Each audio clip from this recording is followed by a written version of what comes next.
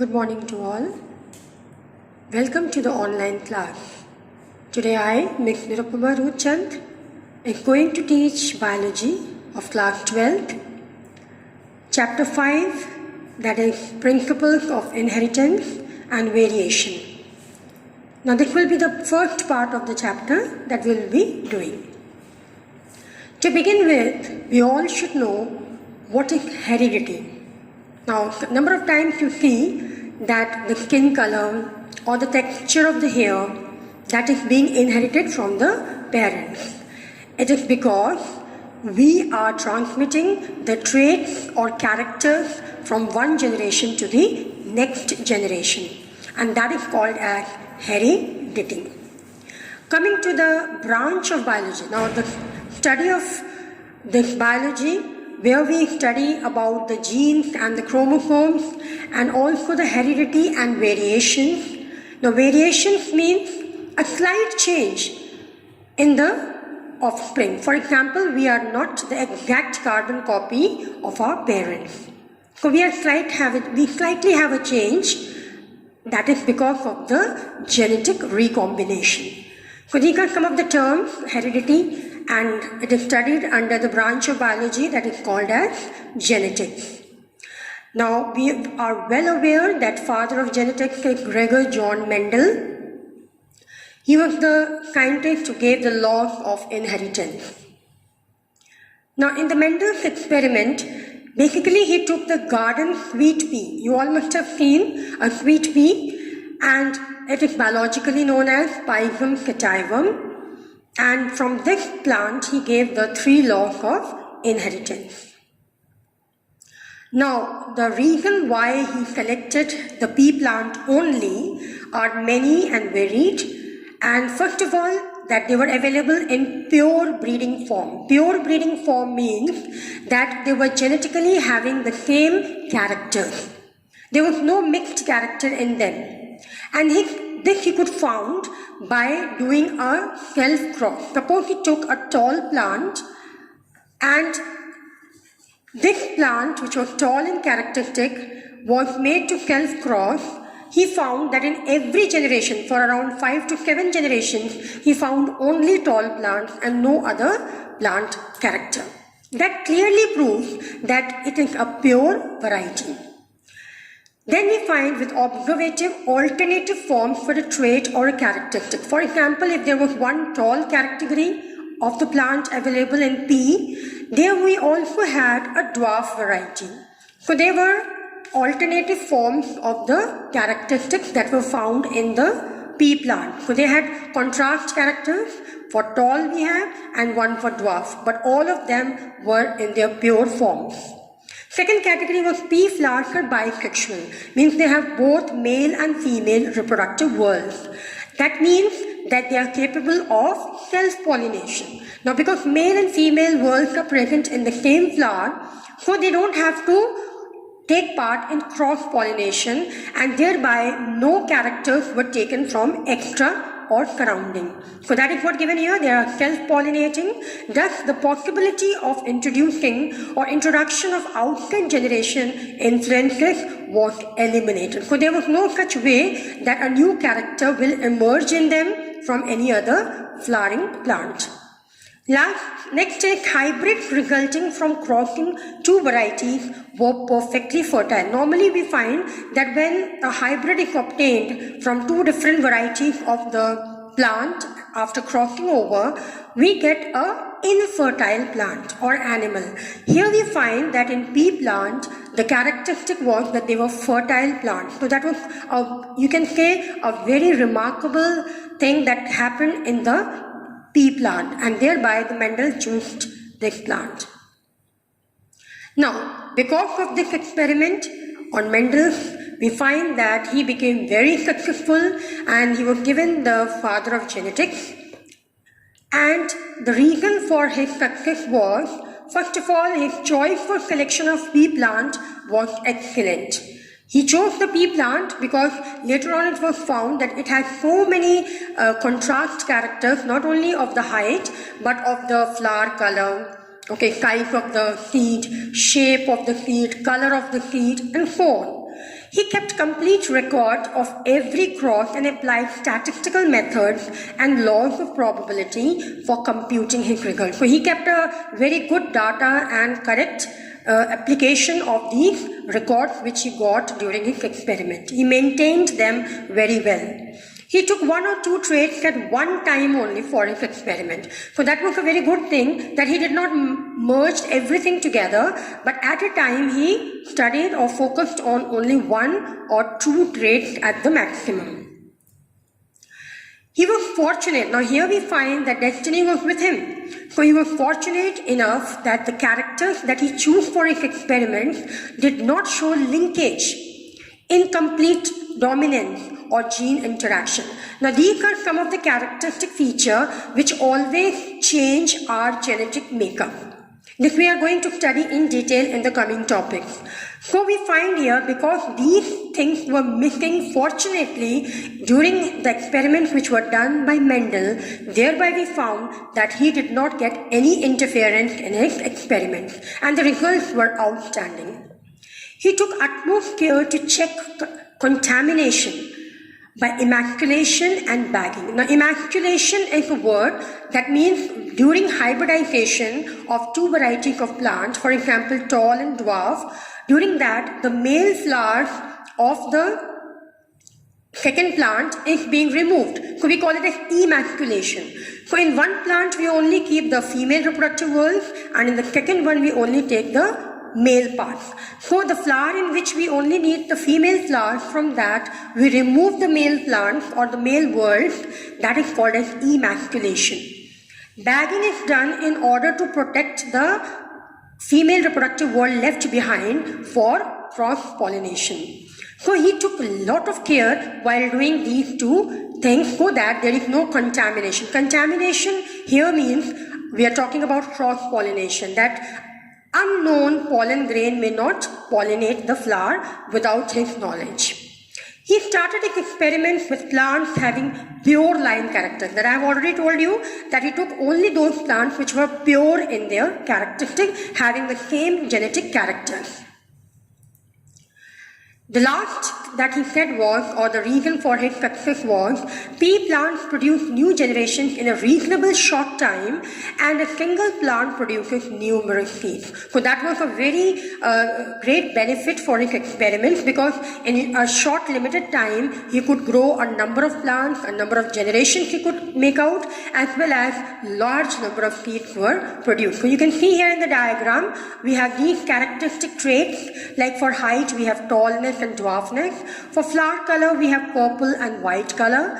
For pod color we have green and yellow. And similarly you can see the seed color yellow and green, and likewise so many contrast characters were there.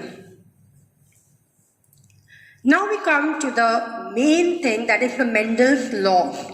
There were 3 major laws given by Mendel, for which he was given the reward of father of genetics. The first is known as the law of dominance. Now in this what he did was, he took a tall variety and crossed with the dwarf variety, which we assigned it as capital T and small t. You can see here also. Now you have to remember one thing, that for a characteristic to depict, every characteristic to be depicted in an organism, a pair of chromosomes are required. So you can see here, for tallness we have capital T, and similarly for dwarfness we have small t and small t. Now I told already before that this tallness was confirmed by him by making self-cross for 5 to 7 generations, and then after 7 generations also, when it was found that the plant obtained is tall only, that means it is a pure form, also called as homozygous. So now the main thing was that to cross these 2 characteristics. Now you can see in the Punnett square, when a cross has to be done, out of a pair only 1 chromosome or 1 factor, according to Mendel it was called as factor, not chromosome. So one of the factor only comes out to take part in the cross. That is the main characteristic of the cross, because they have to maintain the same number of chromosome in the offspring. So in order to do that, out of a pair of chromosome or a factor, only 1 factor appears. Now you can see here, T and T, capital T, small t and small t, which is taken as a female. So dwarf plants here are the females and the tall are the male categories. Now when they were crossed, it was found capital T with small t, always capital letter written first, then likewise we have all. So all were tall plants in the observation, means in their physical appearance, they all were tall. But if you see their genetic makeup, that is the genotype, they have capital T and small t, which means they are not pure now. So they have one characteristic of the tallness, capital T, and one of the dwarfness. But they all appear tall, that is showing the dominant nature of the tall plant. So tall is considered to be as a dominant character in the gene. And thereby when capital T and small t appears, out of this only capital T will show the effect and show the dominance. The second law of segregation says that it is also known as the law of purity of gametes. Here we find that two factors or genes controlling one character separate without influencing each other. That means the tall and dwarf which were there together now, they are together here representing the tallness. Now they will separate without interfering into others' activity, and similarly they will give out their own results. So that's what it is showing, that it states that two factors or genes which are controlling one character, they separate without influencing each other during the formation of gametes, receives one factor or gene.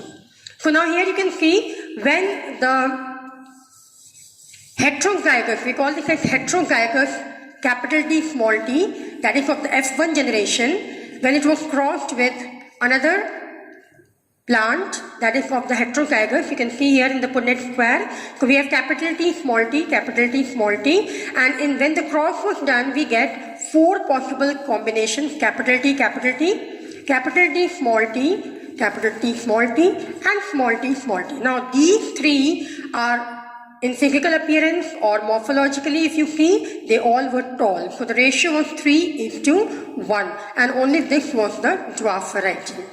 If you see the genetic makeup, we find that one is pure tall, one is pure dwarf, and two are heterozygous tall. Why heterozygous? Because they have both dominant and recessive character. So you can see here the same thing. So we have the phenotypic ratio, that is 3:1, and genotypic ratio as 1:2:1. So that's the law of segregation.